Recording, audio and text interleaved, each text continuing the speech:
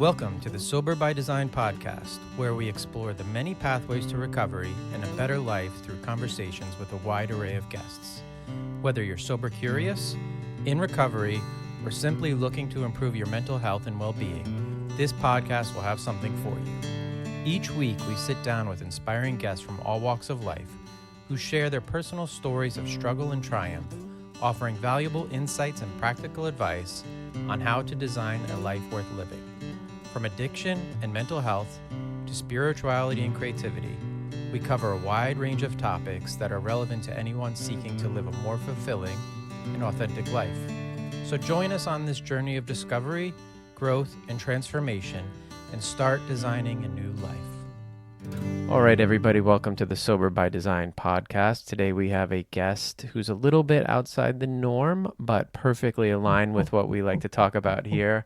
Phyllis Leavitt is a psychotherapist and author who is focused really on, individual mental health, but now delving into the health of our nation, which I think is a super interesting topic and why I wanted to have her on the show. So welcome, Phyllis. Thank you so much for having me. Great.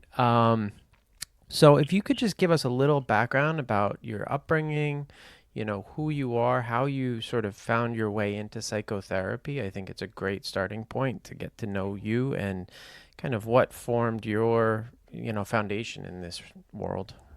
Yeah.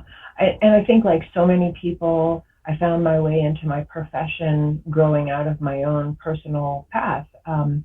So I grew up in New Jersey, and I grew up kind of in a suburban town. The emphasis of my family was on education. So we were, the whole goal in life was to be in the National Honor Society and get A's. So that's how I grew up. And I actually enjoyed being a student. I really, really liked that.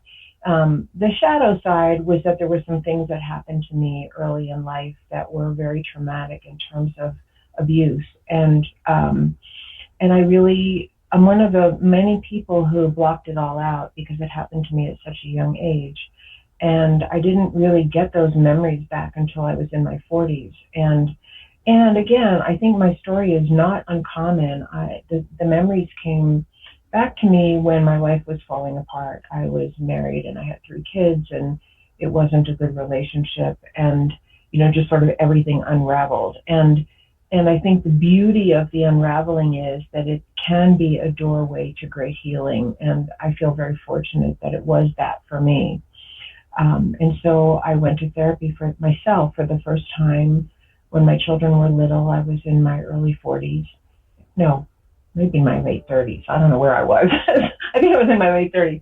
And it was a life changer for me. I had no idea before that our early conditioning determines so much of the ways we feel about ourselves and the coping mechanisms that we come up with to survive in the world, the kind of relationships that we're attracted to, what our own behavior patterns turn out to be.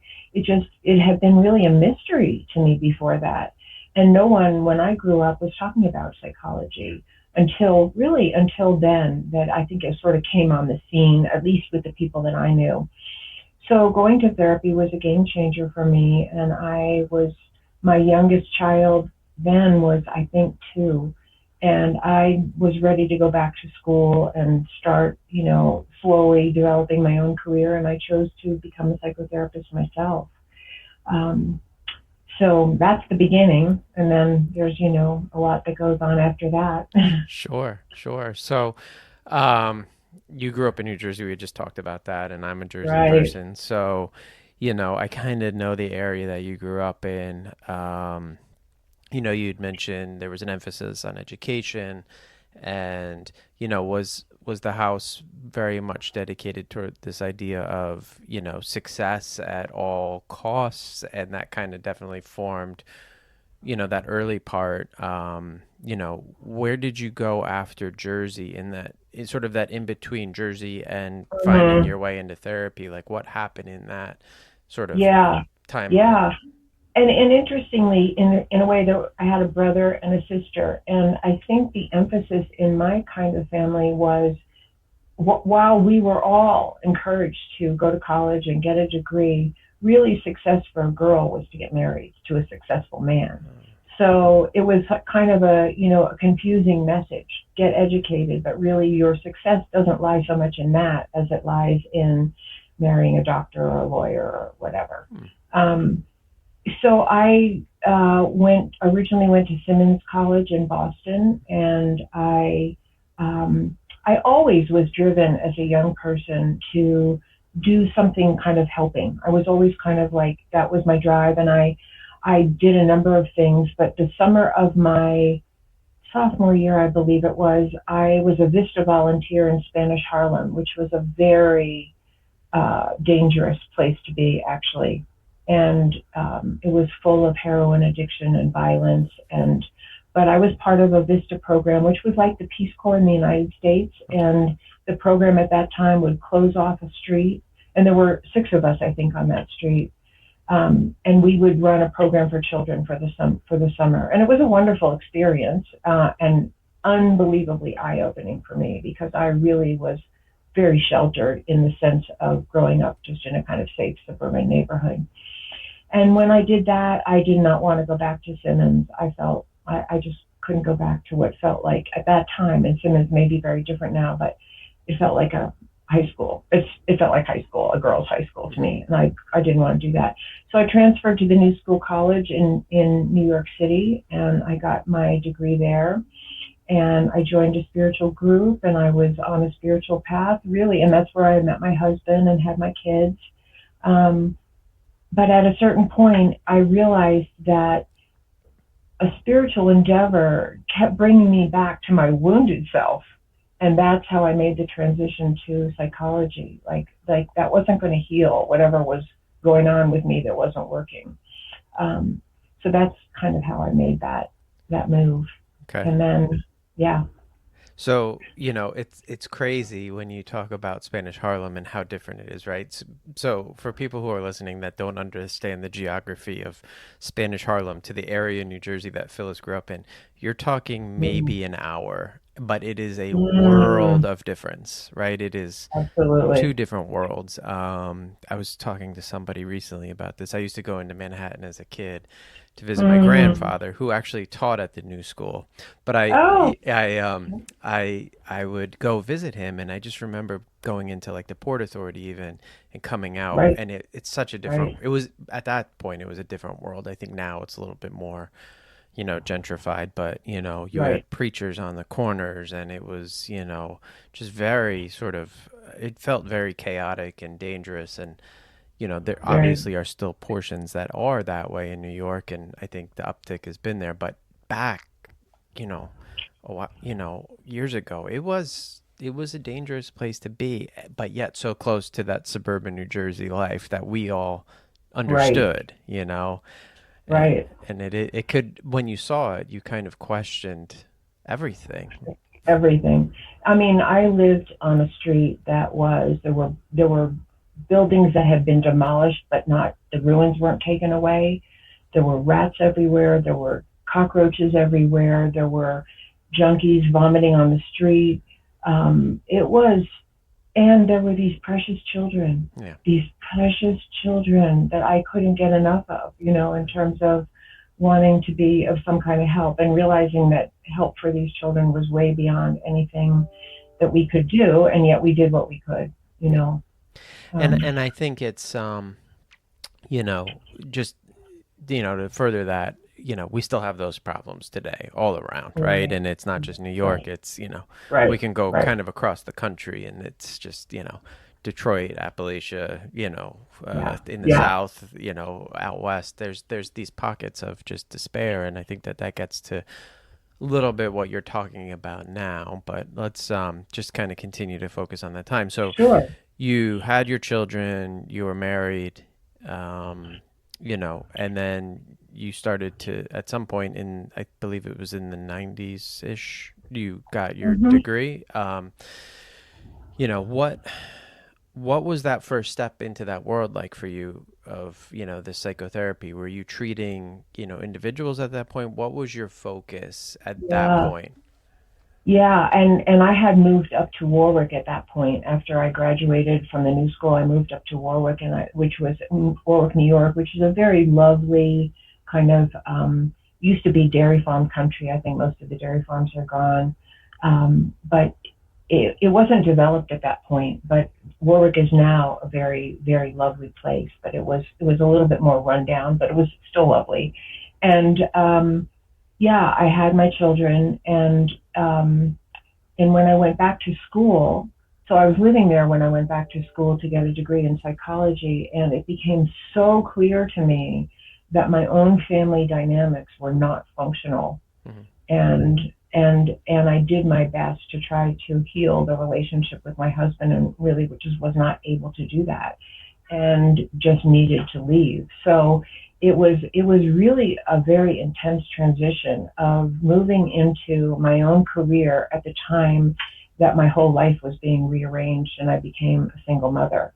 So it was really intense, but it was good. You know, like the silver lining is that I learned the things that I needed to learn for my own life. And without doing that, you know, how can you really be of help to other people?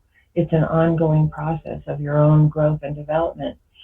So I started out working exclusively with children. I did a lot of training in play therapy, and I loved doing that. But what I soon realized was that almost every child that was referred to me to therapy was suffering from a conflictual divorce or a conflictual relationship between their parents. And what was really needed was either family therapy or couples counseling, or something that actually addressed what was happening to the child, rather than thinking that just seeing a child once a week for play therapy was going to resolve what was going on at their house, because it wasn't. So I kind of switched out of that mode, and I started working with couples and individual adults and families, much more than I worked with individual children. And when I did work with individual children, it was more diagnostic for the parents, you know, for the parents to really get a bird's eye view of what was affecting their children that they could change and impact. So it was a great training for me. Great. And that's the lens, you know, that eventually I began to look at our country through. Like, what is the family of America like? What are the dynamics of the people in power? What are the dynamics of the people that we depend on, like children depend on their parents? Are they healthy?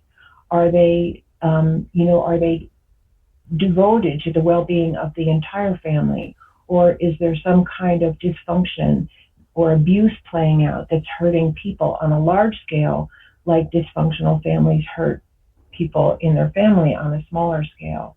So that was the segue for me from my practice of treating individuals and couples to looking at the country and what's going on here, and wanting to share what I had learned with the general population, because just like my own revelations that came from studying psychology and doing my own personal work changed my life, I really believe that there's so much that psychology today has to offer our country in terms of what has gone awry, why are there so many random shootings, why is there so much, you know, hostile discrimination and violence and targeting of minority people or marginalized people.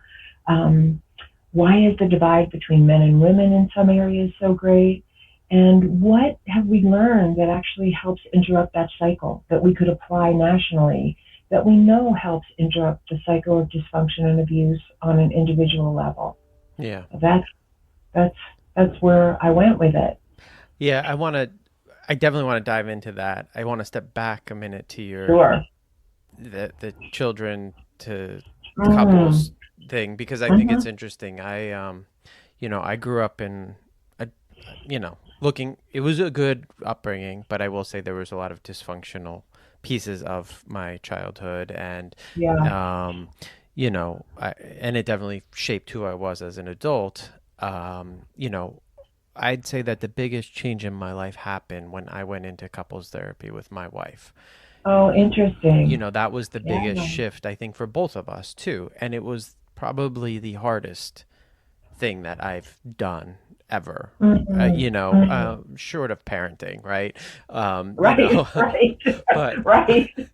but it was intense. It was difficult. It was not easy, but we went and we would go weekly, and sometimes we'd come out of there feeling better about things, and sometimes we'd come out feeling much worse, and sometimes the ride home Mhm. was easy, sometimes it was a fight, and Right. we've talked about it, but really what it taught us was how to become like functional people that we hadn't learned from our That's right. upbringings, right? Like there Right. was something missing in both of our upbringings that didn't prepare us to be a couple or Right. individuals, really. And Right.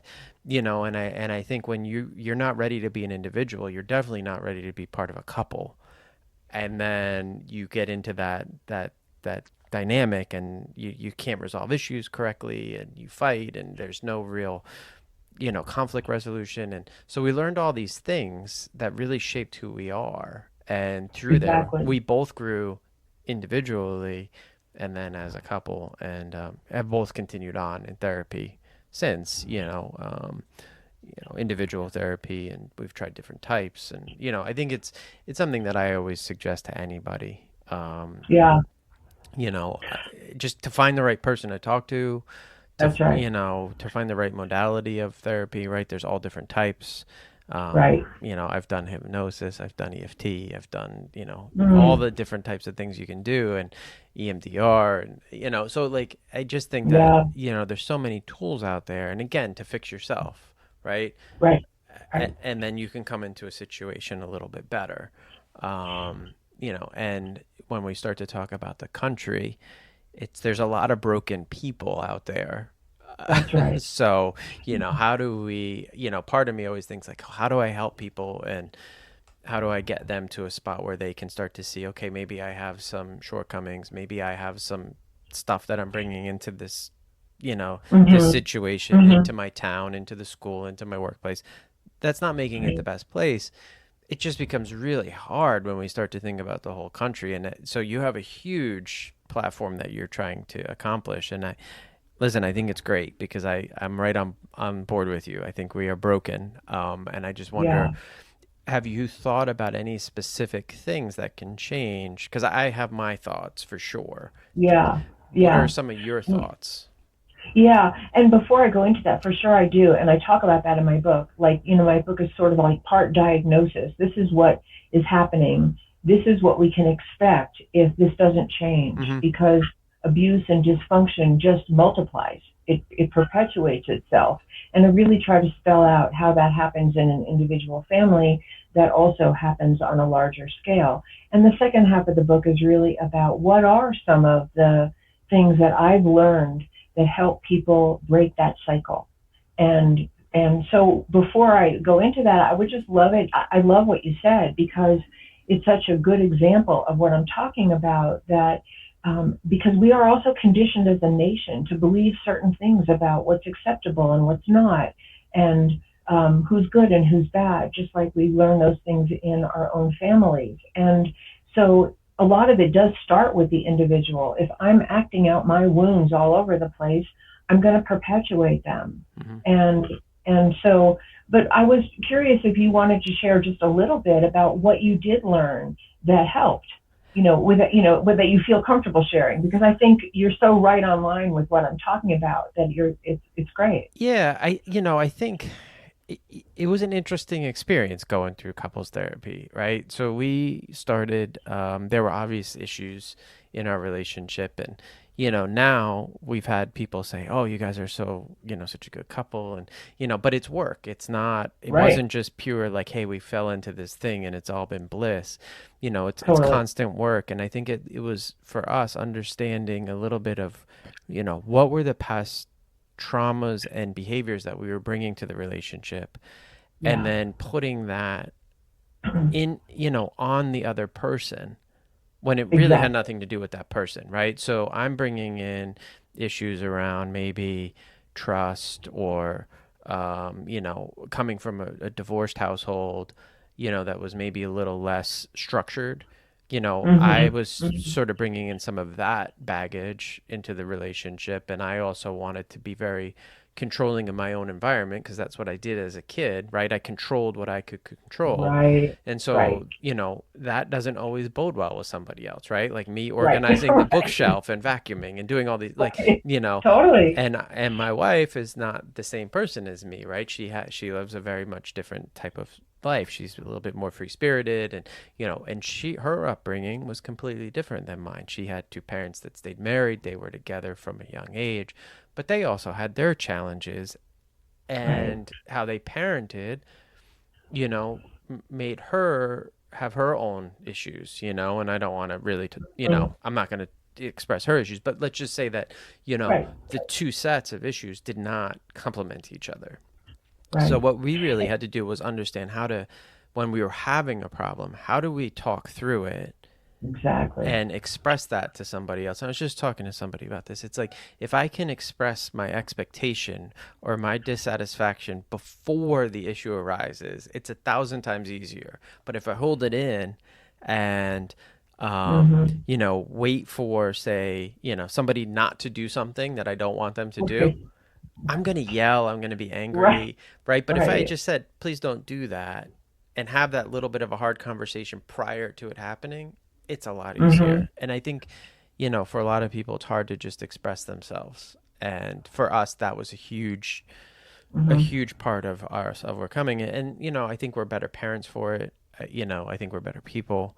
That led to me not, you know, uh, there was enough questioning in all those sessions, either as a couple or individual, where that's where I got my sobriety, right? Like I couldn't deny Mm-hmm. it anymore as a problem, through Wow. those sessions. So, Wow. Exactly. yeah, so I think it's Yeah, good. I love that. In a place of truth, there isn't room for anything else, and truth becomes kind of desirable rather than something you want to deny. Hmm. Um, and that's such a beautiful thing. There's so many things that you said that I don't know if I can remember them all, but one of them is learning the skills to actually talk through a problem. I don't actually know anyone who grew up with that in their home.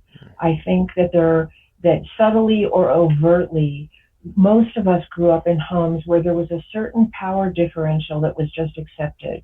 One person had more power than the other, and we just went along with it. I know in my home, and I grew up longer ago, but nobody ever talked about feelings.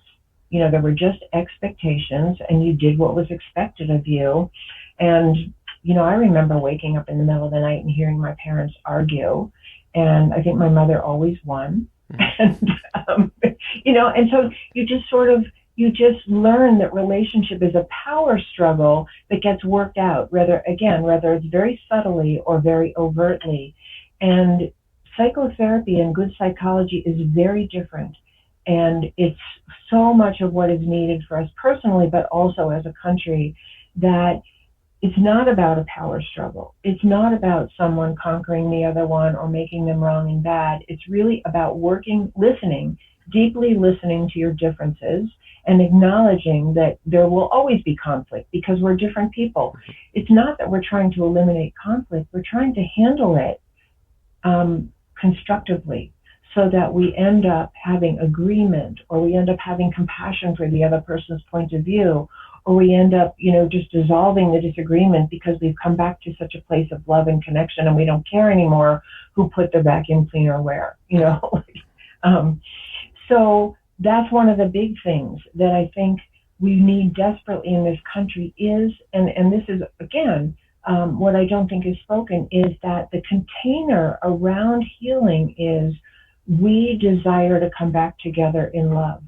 We desire to come back together in peace. And that's the goal, rather than I'm going to beat you at this game or I'm going to prove you wrong. I may still think you're wrong, but that's not my agenda in the end. My agenda, because you think I'm wrong. Hmm. That's how human beings are. But when there's really good communication skill, and the container around that is we love each other and we care about the relationship and we want it to work for everyone, and we're committed to working it out, then you have a whole different ballgame. And it sounds like that's what you were able to accomplish in the therapy that you did. And that's one of the biggest things I want to see happen in this country, because part of what's broken is this huge hostile divide that keeps getting fueled. And just like children suffer if their parents are engaged in ongoing hostile divide and threatening and, acting out on each other and role modeling that kind of behavior, we are all affected as the family of America by the same dynamics going on from the top down. Oh, yeah. I mean, it's so, I talk about this with my wife a lot, because I'd like to be curious about, other people's viewpoints. And I think it's an important place to live, in that curiosity. Right. And you lived in Warwick and I live just over the border, and I live in a very sort of, I would just call it red area, right? So the views around here are very implanted in sort of that conservative viewpoint. And right. I don't agree with all that viewpoint. But I also can understand a little bit where it comes from based on the condition around this area, right? So like, I'm not oblivious to the fact that like this sort of idea of what's correct is implanted in this area. I also lived up in Boston and spent time in Cambridge. So, people call it the Republic of Cambridge. So I've seen that viewpoint and I can understand, where that sort of comes from as well. The problem, I think, to your point, exists when those two groups get together and just plant their flag and say, the Cambridge way is the right way, or no, this red area is the right way, and there's nothing in between there, right? There's no room for gray. And I think that, most of where we want to be is in that gray. It just, I think it's exasperated right now a lot of it by social media and sort of that 24-hour news cycle that popped up, back in the early 90s. If you follow C-SPAN and, that's kind of where that all came from. And now it's become a sport. It's become literally a sport. Right. I can run up my points. Coliseum. Yeah. Right? I'm going to run up my social media points because I can say that I fully believe in X or Y, and I'm going to make you look foolish. And I think it's a really bad place because it doesn't do anything for us in our communities, actually. It doesn't help fix the pothole at the end of my road. It doesn't help somebody get actual health care. That's right. We got to do better. And I don't know where we go. And I really love that people like yourself are out there challenging the idea, because I think it's important. Because if we don't change it soon, it is going to be really hard, Yeah, I totally agree with that. And that is the urgency with which I wrote the book, really, because I see this as a road that is not going to take us to a good place. The violence is escalating, and it's random people who are getting killed, which makes no logical sense. And it's a sign of psychological ill health. And one of the things that I think is so valuable about psychology and bringing this point of view to the whole, social order that we're trying to survive here and trying to understand, is that psychology by itself is not partisan. It's not left or right. The advocacy for good psychology and mental health is healthy relationship. It doesn't matter if you're a Democrat or a Republican. It doesn't matter if you're an independent or you're some other party. It doesn't matter what race you are. It doesn't matter what economic group you're in. The whole thrust of good psychology is to heal human relations. And that's what's missing, because everything else is sort of a partisan trap. I'm on this side or I'm on that. I stand for this or I stand for that. And so what I'm trying to say in my book is I stand for healthy, loving, caring human relations where we're committed to resolving conflict peacefully and without violence. And I think that is the big missing piece in our country. And I'm so happy to talk about it that way, because so many other things end up falling into the partisan divide. And we end up being conditioned to believe that, whatever our policies are on healthcare or immigration or the ERA, the Equal Rights Amendment, or whatever we're talking about, are ideological differences, when in fact they're not. They're mental health issues. Mentally healthy people do not target and act out violently or discriminate with discrimination on other populations. They don't. Right. They seek to work things out. Right. Do you think that there's a connection between sort of the breakdown of our local communities and this? Like, I wish I had been able to visually see, like, a time when, people would come home from work and get together in their neighborhood and, have family barbecues and sort of that idealistic picture of what it was to live in sort of this community, right? Because I Right. don't know how many communities we actually have anymore. I think they've Right. broken down. I mean, I had a little bit of it when I was, in grammar school. I lived in a condo complex, and there was a lot of sort of Mhm. integration with people there, and it was pretty healthy environment. And I couldn't tell you who believed what, right? We were all just sort Right. of Right. there, right? People got Right. together, they had barbecues. I don't think anybody expressed their views on anything. You were outcast if you were not kind to people, right? Yeah. Like that Yeah. was sort of the Yeah. determining factor of you being outcast, Yeah. right? You were Yeah. violent, you were mean, you were rude, you weren't invited anymore. That was Right. the thing that mattered. And I think now that kind of goes away a little bit. You're outcast because of your views that somebody saw on Facebook. You're still a very kind person, right? Like Right. Right. you would still come over and plow my driveway. You just might not believe what I believe. And so Right. we've added this extra dynamic, and I got to imagine it's a huge part of it. I think it is, and I mean, I think there are many factors that converge on what you said, and one of the things is that I think, like so many psychological issues, we tend as human beings to swing very far in one direction before we come back to the middle, Mm-hmm. and I think that the whole emphasis on being independent and being like a self-made person and relying on yourself has some great attributes. There's something good about embracing your true adulthood and relying on yourself. But I also think it's something that both individually and as a country, we have swung so far on that pendulum swing toward that's all there is, that it has eliminated to a large extent that we actually do rely on each other. We are dependent on each other, whether we like it or not. I'm totally dependent on the entire world for my existence right now, Yeah. and so are we all. That we've forgotten that we actually also need each other, and there needs to be a balance between healthy adult independence and a focus on oneself. And, if you're fortunate enough to live in an environment and have the means to develop a career of your choosing and that kind of thing, great.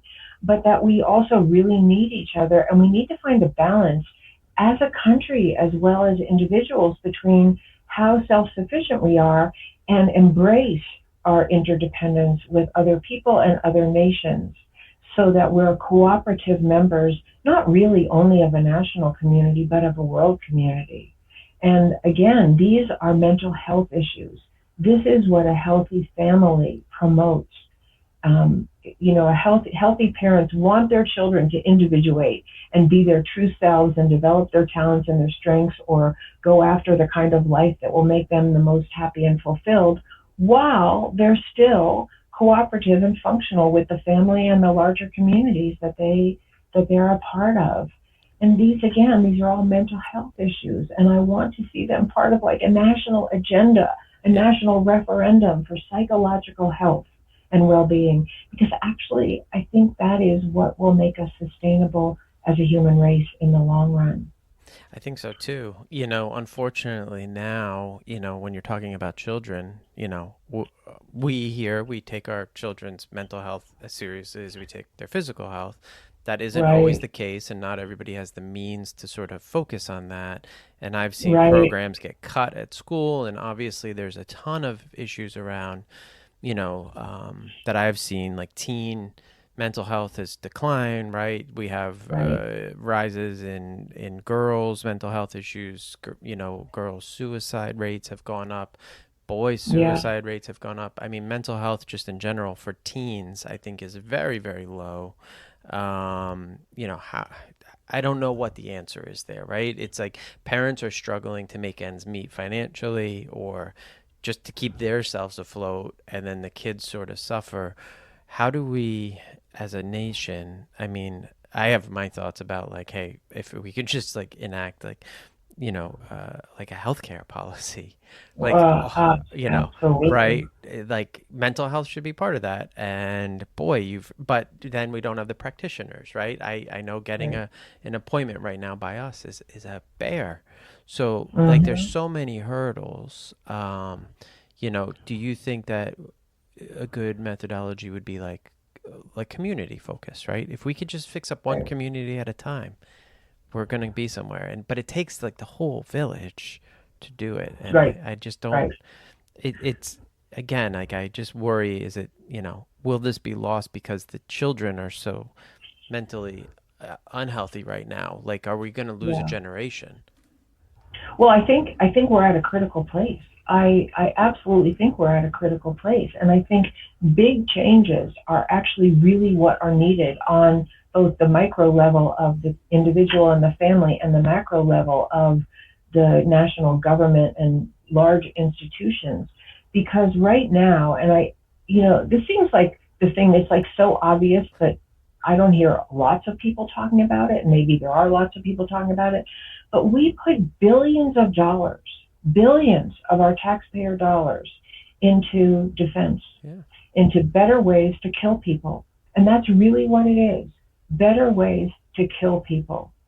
And if an individual family was doing that, if they weren't feeding their children and getting them medical attention and sending them to school and providing them for good shelter and food and all of the rest, and they were putting all of their money into assault weapons that they were storing in their basement, we would think they were disturbed, Right. very disturbed. But as a country, we tolerate that when we have amazing resources to provide for families, to pay parents better living wages and provide better work conditions for families so they're not bringing their stress home and acting it out on their spouses and children. We could fund mental health care. It could be free. Mm-hmm. It could be free. It could be seen as such a necessity that it's funded by the government or by the local communities because the need is so great and the need is so urgent. So it's not that it's not possible. It's that we haven't yet gotten it as a community, as a nation, that it is an urgent need. We need that more than we need another bomb. Oh yeah. We don't need the bombs. No, I agree. I mean, just They're obsolete. this past week, I think we approved, and it didn't even blip on anybody's radar, $400 million in aid to the war in the Ukraine and Russia. And again, I have compassion for that, I know. but I also have to question, the money that is going that way versus when we have, whole areas of our country that are living in despair, true despair, right? Despair.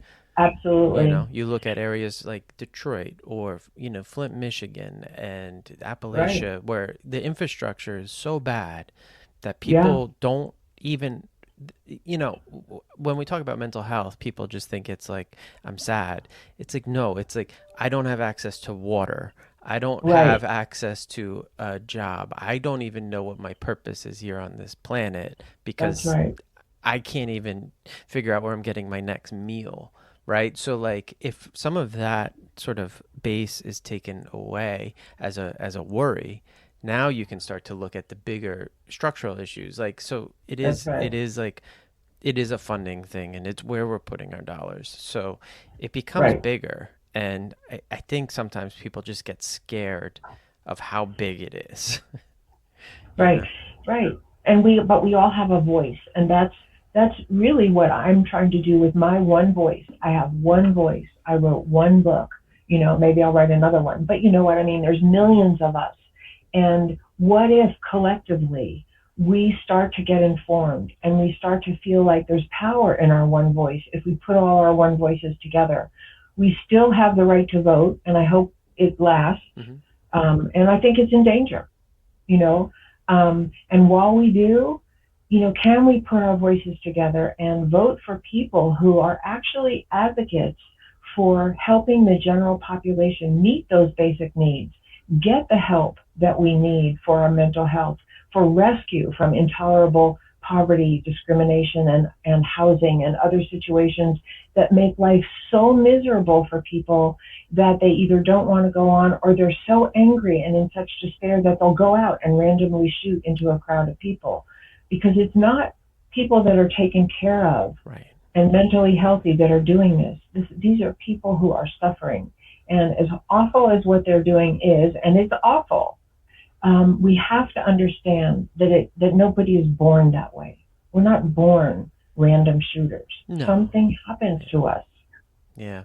I also think that a lot of people who, I find it a weird sort of thing that happens, that people that need the assistance that a certain candidate would give them are completely against that sort of candidate, right? So like I can, there's certain candidates that would definitely be, supporting, say, healthcare or, a good labor environment and, all these things, but they'll go like, I'll never vote for that person because of X or, and it's like, you're the exact person that would benefit from that person, that candidate being in office.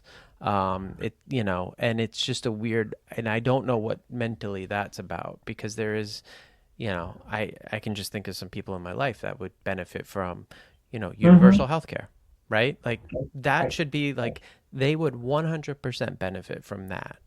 And if I was in their shoes, I would be 100% behind somebody that's willing to give that to me.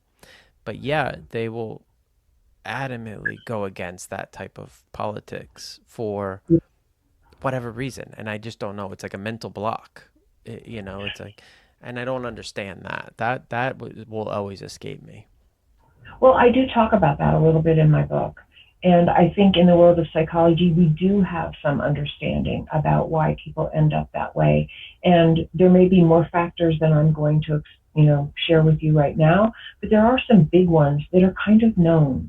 And one of them is, so one of the things that I do in my book is I look very in depth at the dynamics of an abusive family, where there's really overt abuse, where there's sexual abuse or physical violence or incredible emotional violence, where people are called names and put down and ostracized and those kind of things, which often they all go together. But in an abusive family, there is a closed loop of what you are allowed to think and believe. Any divergence from what you're told is punished. And so you have to go along with the party line. And often you're not allowed to even be exposed to some other point of view. So, often I've heard this from many, many clients over the years who grew up in abusive homes. They were told that, which is insane, but they were told this and they adopted it because that's all there was to adopt, that nobody else would ever love them but their family, even though they weren't being loved in their family. They were told not to ever tell what was happening behind closed doors because something bad would happen to someone they cared about, or they wouldn't be believed. Or so there's like a closed loop of information that really settles in a person's mind, and survival depends on believing that message, and going against it is dangerous. So that's part of what happens to some of our population that are, on any level, where we're just told one thing and not allowed to consider many points of view and come to our own decision about what we think is right or good for us. That it's a kind of brainwashing that can happen in an abusive structure, where you have to toe the party line and information is limited. So that's one big thing that I think sets the stage for what you're talking about. And the other really big one is that and I've seen this over and over again over many years of working with people, that when abuse and neglect are not interrupted, when people don't have access to being rescued or get treatment for the impact of the traumas that they have survived, they tend to go in one of two directions. And, this is a generality, so it doesn't apply to everyone. And we all know people that this didn't apply to. Mm-hmm. But I think that there are many, many people and more people that the generality that I'm going to describe to you does apply to. And that is when there's no help, no rescue, and no treatment, people tend to either become very passive and submissive, or they identify with the aggressor and they become like the aggressor. And so you have a population of people more and more, and this is one of the big dangers that I really try to point out in my book, that when governments are abusive, when institutions are abusive, and they allow and they adopt and they condone and they perpetrate abusive policies toward some segments of the population, then you are creating an environment in which you have more and more people who become helpless because they actually are. They can't resist. Or people who will do anything not to be passive and helpless, and they identify with the aggressor. And they're like the kids who rally around the bully on the playground. And we have that in our country. We have people rallying around some of the most bullying figures that are in power, the most, abusive figures that are in power. And we have many people who don't feel like they can resist and who have been taught that they've either been taught that what the person in power is doing is really right, or that there's no hope in resisting it. And these are very dangerous dynamics for a country, and they're very dangerous dynamics for our world. Right. And I guess it makes sense because those very outspoken figures on either side of our political, sphere right now, they're the ones that get the attention, right? So we all know the names on either side of that argument, right? But then what happens is that trickles down, and then the voices that sort of parrot that or behave in the way that those figures behave get the most attention sort of in their social media world or the real world or whatever it is, right? They become the ones that everybody's like, oh, look at them, right? And it's a small portion, but it's a loud voice, which is the same thing that happens to bully at school, right? There's one or two of them, but they're the loudest voice and they're the ones that everybody's fearing. And it's a very sick, that makes a ton of sense, Phyllis. I think that is a good explanation of what's going on. Yeah. And what we need is for people to stop, claiming the partisanship and claim mental health, good, healthy human relations. How do we repair this divide? Okay, we have it. It's terrible. It's intense. It's fueling itself. It's resulting in threats of civil war and violence at times. How do we pull back from that? How do we bring people to the table for the sake of everyone? And, and I think one of the big challenges, so we can talk about, and I do talk about, the elements of what you need to do that. But you have to have people that are willing. And sometimes people are not willing until they really feel the threat to themselves. And I hope that we can feel what's going on as a threat to our country and all get on board with looking for resolution rather than who's going to win. Unfortunately, I think that idea of, people understanding when it's time, I think that relates very much back to recovery, right? Like you kind of hit a point in when you're using drugs or drinking, everybody talks about a rock bottom, and everybody's bottom is completely different, right? And some people never reach it. Some people reach it well before there's a problem, and and then there's this sort of spectrum in between. And I think everybody's going to identify these problems at a different point, and it's all going to be focused on something very individual, unfortunately, to everybody, right? It could be the school violence, it could be the political violence, it could be the lack of access to certain types of healthcare that become problematic to people. But it takes a very sort of enlightened person, I think, to understand that it's all a problem, right? And and to see it sort of coming at them from a 10-mile distance rather than when it's 10 feet away from their face. And I think there's a group of people that see it like, hey, we're in dire straits right now, right? America's what, on the happiness scale, or respected countries, we're just in the top 100, so this idea that America's this this beacon of hope and all this stuff. It's like, I don't know if that's 100% true, but I also don't know that it's the worst place. I don't think we're beyond help. I think, Right. you I don't either. yeah. And I think there's some great structural things in place here. And I think that, all in all, I think people are great. Like, They like are. they're great. Like I know I have differences with people on my block, but I also know that I could rely on them for help, and Right. so all in all, I think we're very good. It's just, again, I say this to my dad sometimes. I think that people who can make a difference are just so busy in their day-to-day life that they can't pull themselves out of it to actually make the difference. Right? Like, It'd be really challenging to run for office. It'd be I really challenging to run for office because you are basically put in the Coliseum yeah. with a lion. I did it at a local level. Actually, I ran for town council. I always say, like, if I have a problem, I'm going to go to the place, right? I'm not going to write about it on Facebook. I'm going to put myself into the place, be it the town, the school, wherever, right? It's the only way that I can actually say that I tried. I lost, right? Like, I knew I was going to lose. On paper, I will say I was by far the most qualified candidate. But I wasn't I wasn't a registered Republican, and I lived in a Republican town. So, there was no way I was going to win that battle, but I wanted people to understand what I was seeing wasn't okay. But it's hard, right? One, it took money. It took time. And if I had won, it would have taken even more time, but I was willing to do that.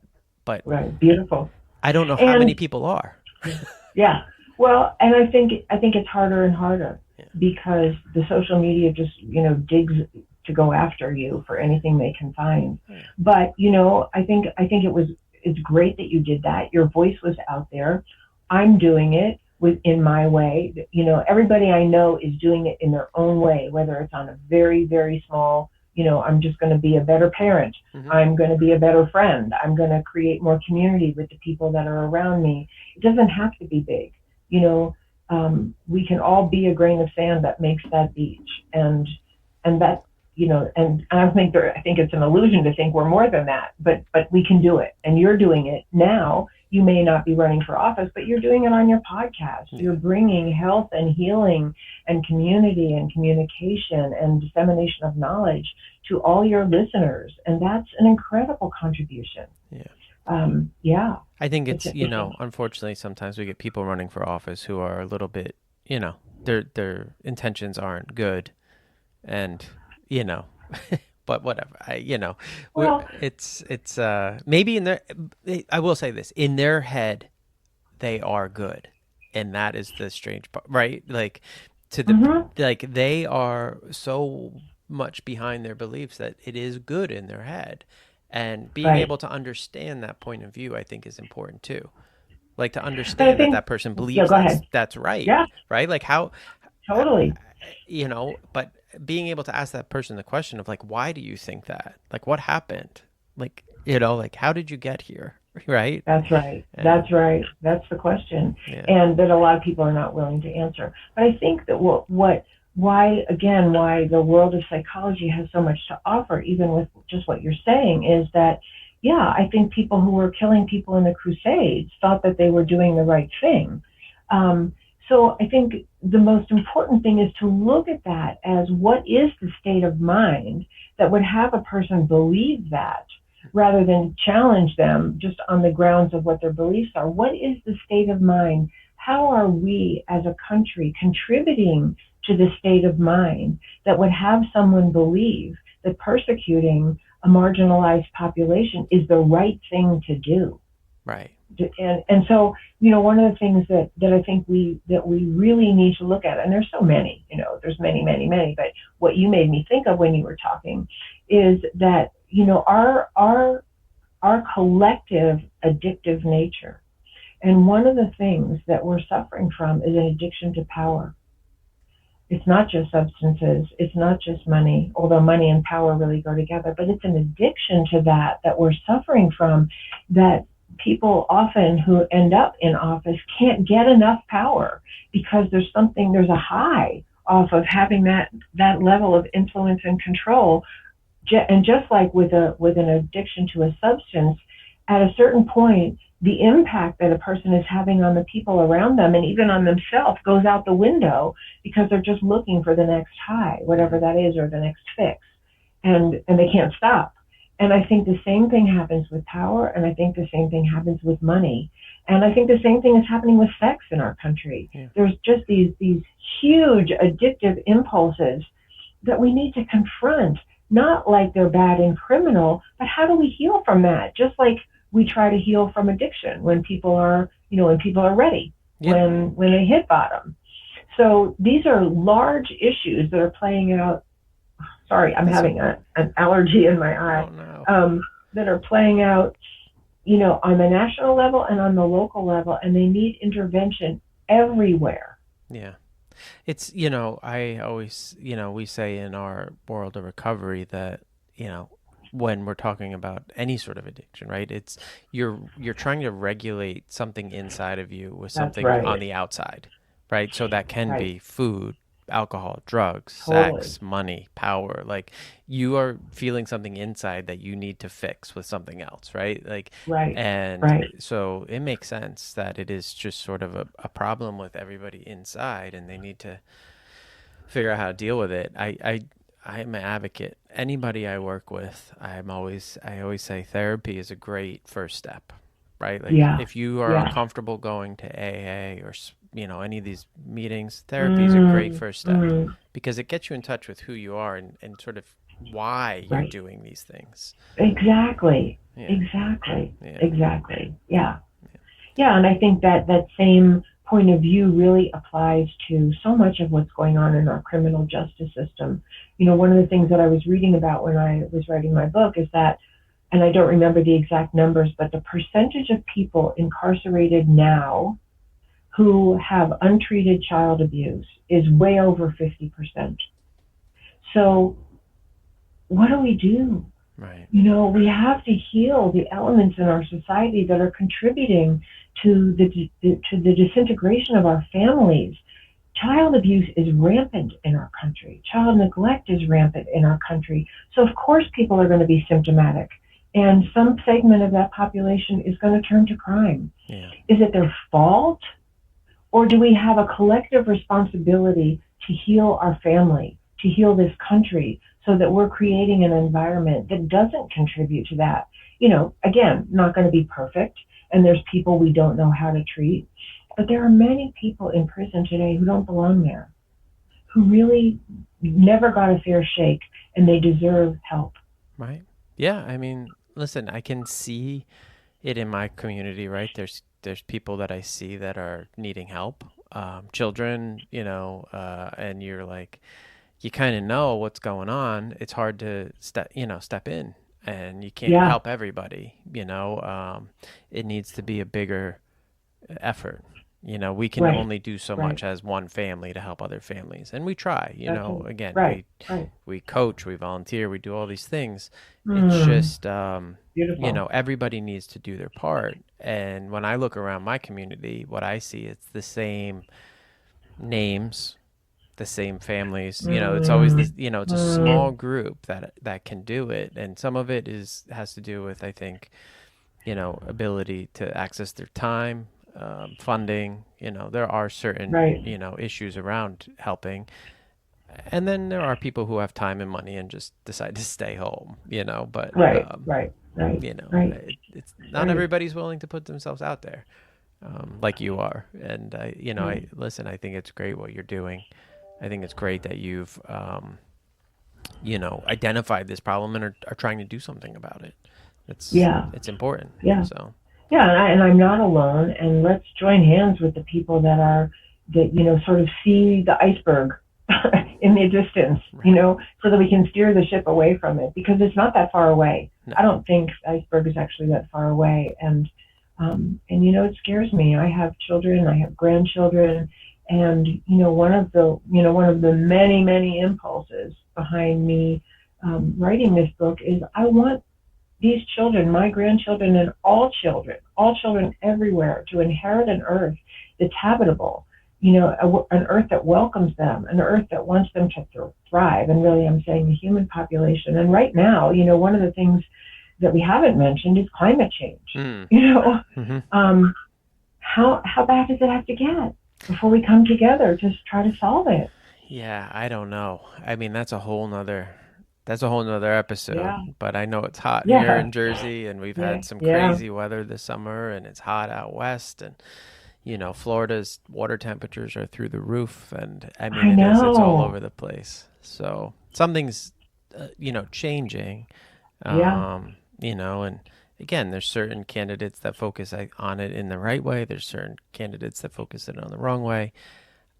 And I think it's one of those issues that you can use as a divisive tool to further your power.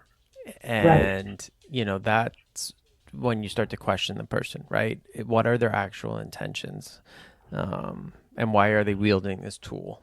And often when people actually do know, something that they know better than what they're advocating. And I think, it would be a whole other conversation, but I think one of the conversations that we need to have in this country is about the power of denial, because it's a psychological phenomenon that we keep on denying what we know. Sure. It really is. Yeah. I mean, that's a big part of addiction too, right? Deny. Yeah. And it's like it keeps you in it. It keeps you totally in your addiction if you can deny it, right? You can justify it. You can talk your way out of it. You can, just act like the world is fine and nothing's wrong and it's burning down around you. And anybody that's been in the shoes of an addict kind of knows that. Knows that, yeah. And I think one of the things that I just want to emphasize is it's also burning down inside you. Because one of the features of denial is that you actually really do know, even while you're in denial. Unless you're dissociated, you're truly in a dissociative state, you do know while you go on not knowing. And that is a horrible internal psychological landscape to live in. It's actually torturous. And so, I have great compassion for that. I've lived in lots of denial myself at different times.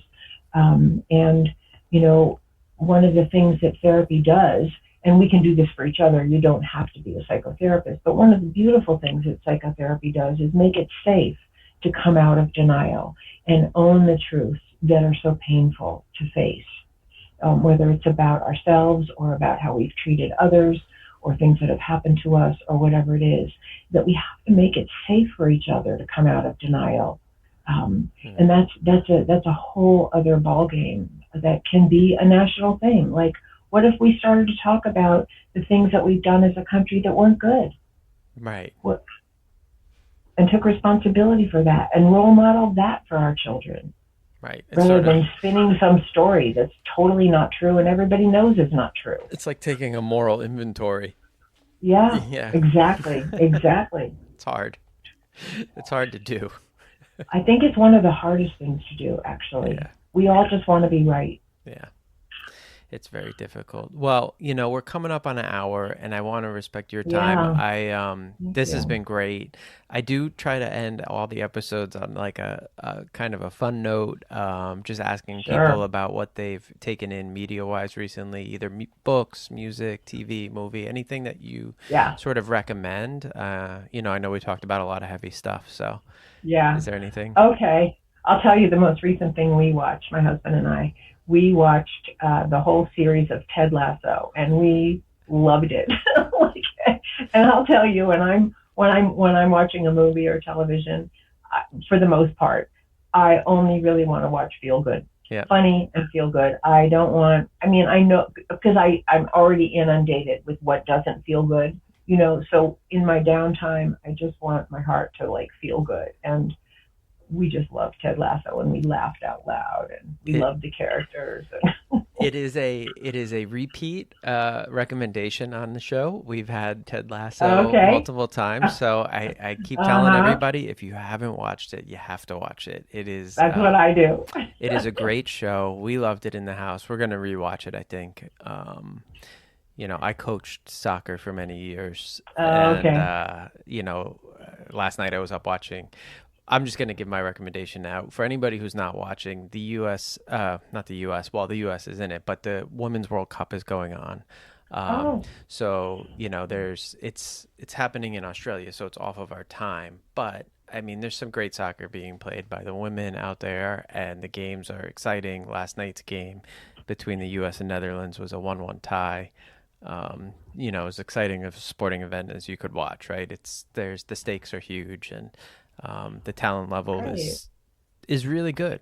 I mean, I think the women's soccer game has come, it used to be US was sort of at this high level and everybody else was well below, but I think it's really sort of flattened out. So the games are Mm, quite good. mm, So I'll tie mm. my recommendation to your Ted Lasso, but Ted is Okay, such a great, great great. character, and It's a great character. And Roy. such good messages in it. Not perfect, but some really good messages in it. It was recommended to me, I'll just say this, by a friend of mine who had watched it and with her partner, and she said they were on their third time of watching it. She said to me, "We just decided we didn't want to live in a world without Ted Lasso." That's a good world. We're gonna do the same thing. Um, Right. we're rewatching Schitt's Creek. I don't know if you've ever watched that. I never did. I'll have to try that one. Okay. So a similar kind of vibe, definitely a different type of comedy. Uh-huh. But overall, I say that show gives me hope. Oh, Like good. That's what I want. yeah, it gives me hope. Yeah. It's a story about a family and how they sort of can overcome a lot of challenges. Yeah. And Yeah. it makes me realize, like, no matter what happens, if I have my family around, like my core family, I'm gonna be Yeah. okay. Yeah. And I think Yeah. messages like that are kind of what we need right now, right? Like the Ted I Lasso totally. message, the family, like that's where we need to Yeah. be. So, uh, Yeah. And one of the things I loved about Ted Lasso too is just um how beautiful some of the role models were for both dealing with conflict and working your way through it, even when it didn't resolve, mhm. and the commitment to like really good values in and seeing people own some of their stuff. Mhm. Like I thought that was so beautiful, like Nate and Jamie, Yeah. really owning their stuff and seeing the correlation between the bad things that happened to them and the ways they acted out on other people, and then actually doing some healing. Yeah. Beautiful role model for our country. Beautiful for us individually and our country. Beautiful. Yeah. I mean, listen, there was a quote in there about curiosity when Ted was Yeah. playing darts, and like to me that totally nails it. You gotta be curious, right? Not Yeah. judgmental. And Right. if we could all live in that place, I think would be good too. So there was a lot of lessons Perfect. in that show. A lot. A lot. A lot. A lot. Yeah. Thank you so much. This has just been an amazing conversation. Great. I'm glad you had a good time, and I definitely had a good time. I'm going to link all your social media, your website, the books on the show notes in the podcast. So Please. everybody, please take a look in there. I think you have a lot to offer. Your first two books also sound very interesting, and that definitely gets more into your personal Right. journey. So, Right. those are out there, as Right. well as this book that's focusing more on, the troubles in America right now. But, Right. everybody will take a look in those notes, and this will come out next Monday for your info. Great, And great. Thank you. And yeah, if it's okay with you, I'd just like to invite people to, I'm redoing my website, but my old website is still up. And if you're interested, please just sign in to my email, the contact me or the sign up for my newsletter. Because if you put yourself on my email list, I will let you know. I have a publisher, and I will let people know as soon as my book is available. awesome. So yeah, Great. yeah, Yeah. So I'll yeah. link all that to the notes. And Great, again, thank you so great. much, Phyllis, for coming on. I really enjoyed this conversation. Me And, too. everybody, if you could like, subscribe, review the podcast, it helps. And we will talk next week.